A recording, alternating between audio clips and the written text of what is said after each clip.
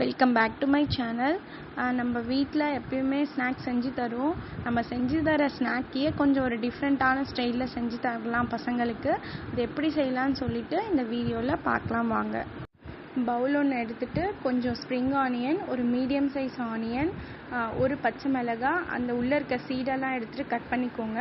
Carat and பன்னீர் துருவி எடுத்துக்கோங்க. ஒரு கேரட், கொஞ்சம் பன்னீர் எடுத்துக்கிட்டேன், ஒரு முட்டை, தேவையான அளவு சால்ட்டு, கொஞ்சம் சாட் மசாலா ஒரு 1/4 ஸ்பூன் எடுத்துக்கோங்க. எடுத்துகிட்டு இதை நல்லா மிக்ஸ் பண்ணி கலந்து வச்சுக்கோங்க. கலந்துட்டதுக்கப்புறம் ஒரு ஸ்பூன் கடலை மாவு சேர்த்துட்டு இதையும் நல்லா கலந்து வச்சுக்கோங்க.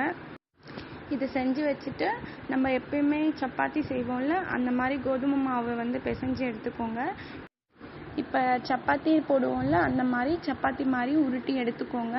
ரொம்ப தின்னாக பண்ண வேண்டாம், கொஞ்சம் லைட் திக்காக இருந்தால் போதும். இந்த மாதிரி உருட்டி எடுத்தோடனே நம்ம மிக்ஸ் பண்ணி வச்சுருந்த அந்த ஸ்டஃபிங்கை எடுத்து இது உள்ளே வச்சுக்கோங்க.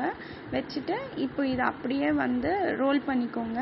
ரோல் பண்ணிவிட்டு ஃபுல்லாக ரோல் பண்ணிட்ட அப்புறம் அந்த லாஸ்ட்டாக இருக்கிறத திரும்ப மடித்து விட்டு ஃபோல்ட் பண்ணிக்கோங்க.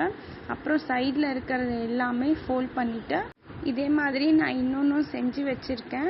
அது ரெண்டும் எடுத்துகிட்டு ஒரு ஸ்டீம் பண்ணுற பிளேட்டில் வச்சுட்டு ஒரு 5 to 10 மினிட்ஸ் வரைக்கும் ஸ்டீம் பண்ணி எடுத்துக்கோங்க.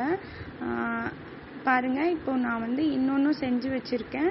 அது கூடவே இதையும் சேர்த்து வச்சுட்டு இப்போ நான் ஸ்டீம் பிளேட்டில் வச்சுட்டு ஸ்டீம் பண்ண போகிறேன். ஒரு 10 மினிட்ஸ் ஸ்டீம் பண்ணி எடுத்துக்கோங்க. இப்போ இதை எடுத்துகிட்டு ஒரு நைஃப் வச்சு இந்த மாதிரி கட் பண்ணிக்கோங்க.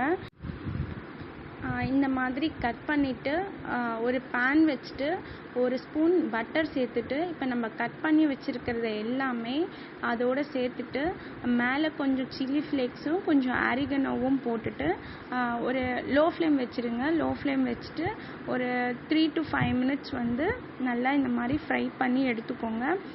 மேலே கொஞ்சம் பட்டர் கூட சேர்த்துக்கோங்க. ஒரு முறை செஞ்சு பாருங்கள், ரொம்ப நல்ல டேஸ்ட்டில் நல்லா இருந்துச்சு. குழந்தைங்க கூட இல்லை, பெரியவங்களும் விரும்பி சாப்பிடுவாங்க. அந்த அளவுக்கு ரொம்ப டேஸ்ட்டாக இருந்துச்சு. என்னோடய சேனலை நீங்கள் இப்போ தான் பார்க்குறீங்கன்னா பார்த்துட்டு பிடிச்சிருந்தா மறக்காமல் சப்ஸ்கிரைப் பண்ணிக்கோங்க. தேங்க்யூ ஸோ மச் ஃபார் வாட்சிங்.